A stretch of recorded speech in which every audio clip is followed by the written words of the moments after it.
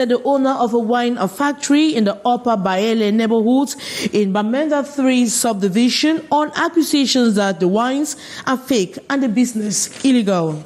And 4 individuals, including a gang leader, have been apprehended by law enforcement in Fumbot, Cameroon. They were found in possession 2024. And microfinance institutions crucial for financial inclusion are facing mounting challenges in deposit and mobilization due to increasing competition from commercial banks. Those are major stories. Details right ahead.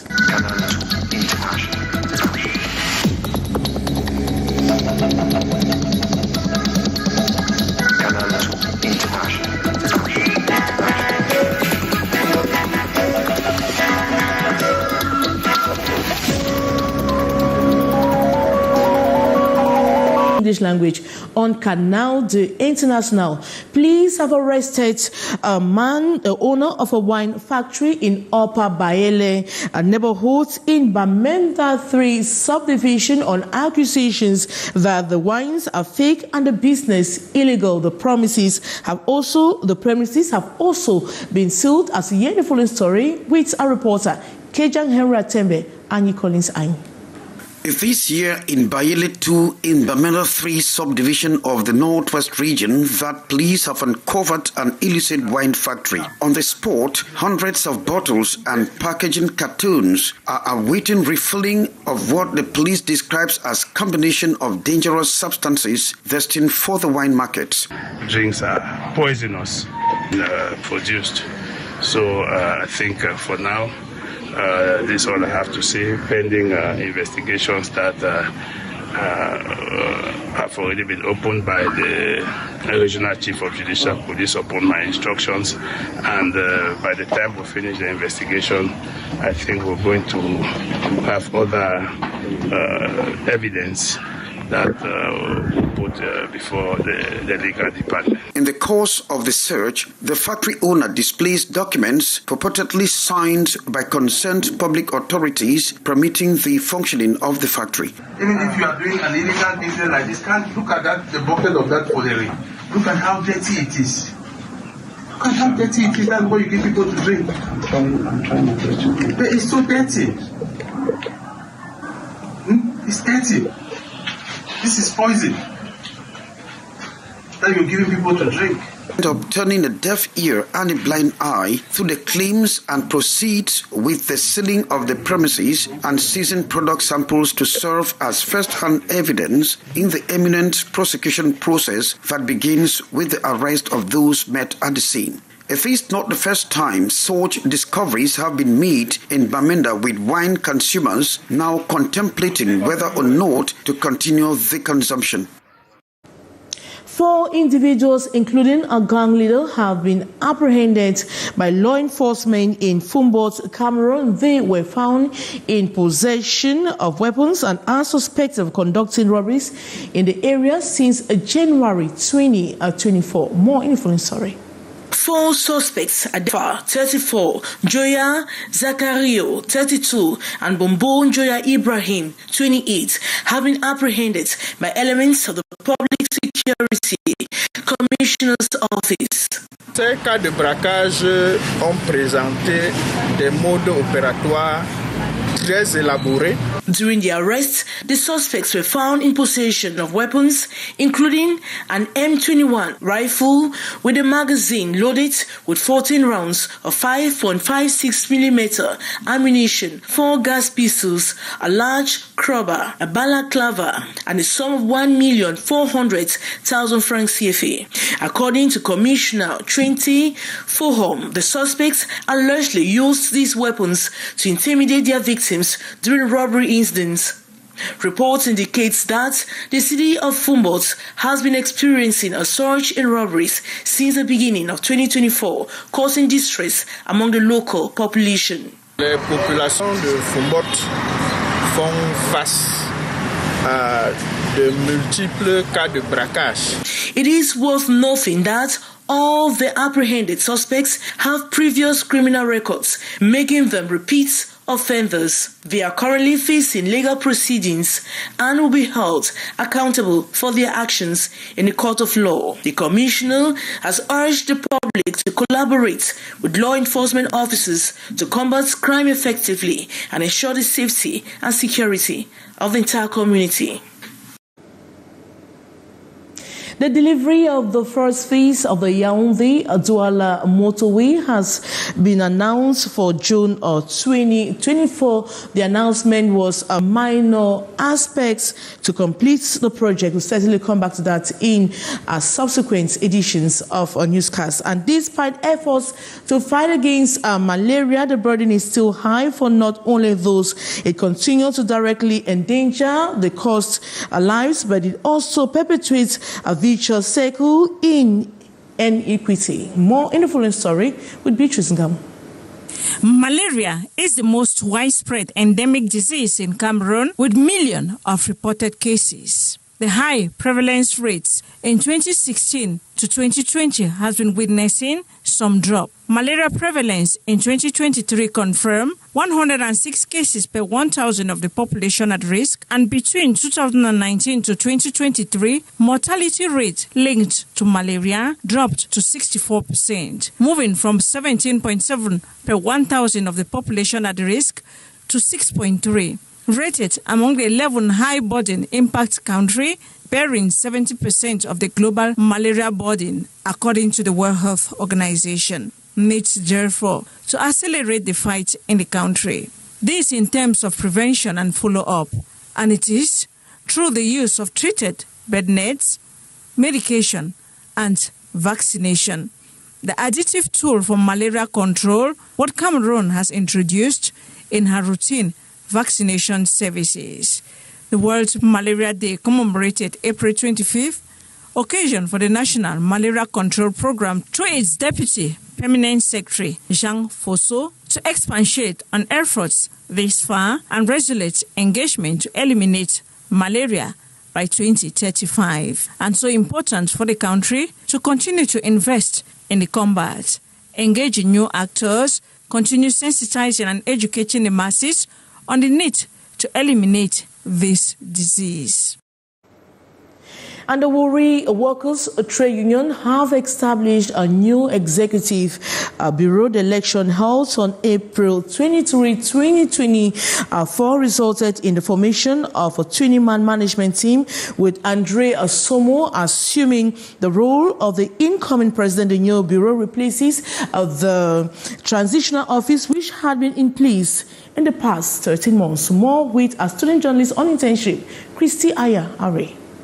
In a display of democratic principles and commitment to workers' rights, the Union Départementale du Syndicat of Warri recently conducted an election yesterday, the 23rd of April, to choose its new executive committee. Si aujourd'hui, pour la première fois, j'ai décidé de solliciter votre soutien pour être président de cette union, c'est parce que j'ai de fortes promesses pour vous. The election campaign was marked by spirited debate and discussion among the candidates, each presenting their visions and strategies to address the pressing issues faced by the local workforce. Notre équipe voudrait vous apporter des nouvelles solutions. After an intense day of voting, the new executive committee was announced.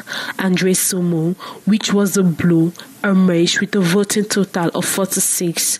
He expressed gratitude for the members' trust and vowed to lead with integrity and dedication. We are going to join our efforts to do the good job for the workers. The union, the trade union UDSW, is the biggest union of Cameroon, that we have many jobs to do about the workers. So what I can say is good luck to those who won, and my prayer is that things change. The event marked a significant milestone in the syndicalist.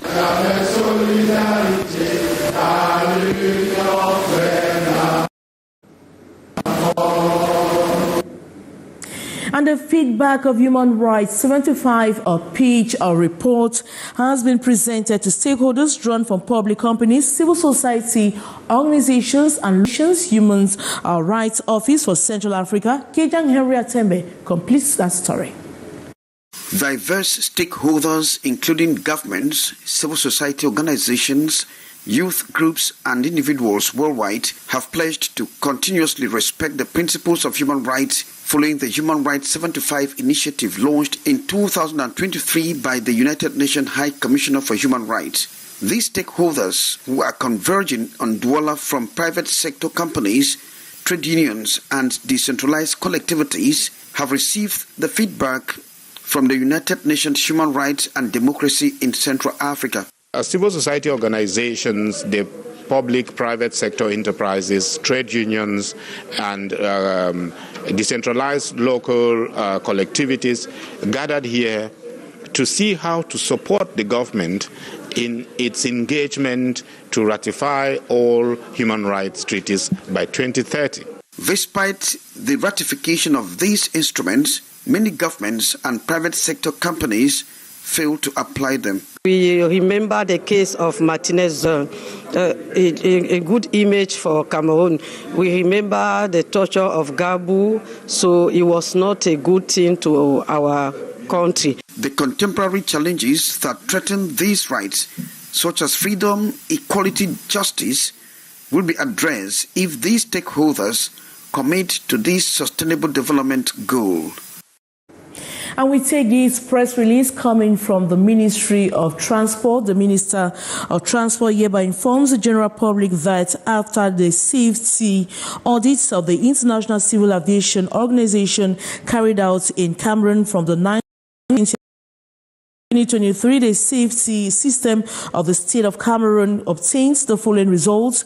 With regard to the sustainability indicator, the average level of effective implementation of the 8 key elements of the Cameroon Civil Aviation Supervision system is 78.59%. Concerning the compliance indicator, the compliance rate with regard to the standards outlined in Annexes 9 and 17 relating to the facilitation of the safety of civil aviation based on observations made by the auditors in the Douala and Yaoundé Simaleng airports stands at 77.11%. Considering these results, the safety system in Cameroon from 2015 to 2023 has respectively progressed from 53.15% in 2015 to 68.80%, making a growth rate of 25.44%. It should be emphasized that Cameroon's performance is higher than the regional and world average, which stands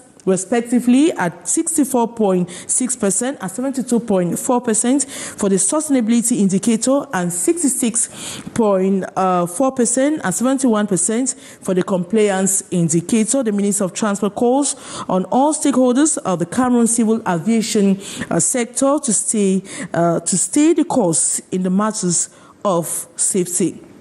Signed by the Minister of Transport. Microfinance institutions are crucial for financial inclusion, are facing mounting challenges to a deposit mobilization due to increasing competition from commercial banks. As stakeholders are meeting in Douala, Cameroon to enhance their skill and strategies as the sector aims to fortify. Microfinance institutions play a vital role in providing financial services to underserved communities, often relying on deposits to fund their operations. However, the landscape is evolving, with commercial banks now aggressively targeting the same markets, posing significant challenges to deposit mobilization. Microfinance institutions that are our target have to innovate, have to master the strategy in order to identify the good target to help them to mobilize deposit.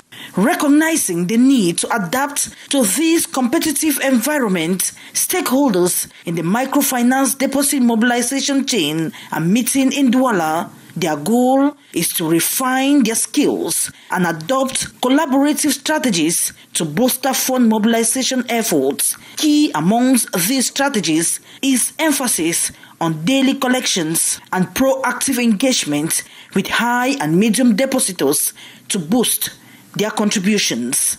Some of us today have learned a lot. Working with risk, you can easily do controls and you can easily assess members or customers deposit through platforms like mobile applications. They will go through shareholders and explain to them that they have to consider their position in the credit union by improve their deposit. The 2D International Forum on Bank Marketing and Deposit Mobilization serve as a platform for participants to dwell into innovative techniques and best practices. By the end of the event, participants are expected to have acquired a deeper understanding of sight and term deposit mobilization methods, enabling them to navigate market challenges more effectively. And that's how we saw it on this edition of the Primetime Newscast in the English language on Canal International. Thanks so much for watching. But coming up next is The Brief with Lil Pigeon. As for me, I will be back tomorrow, same time.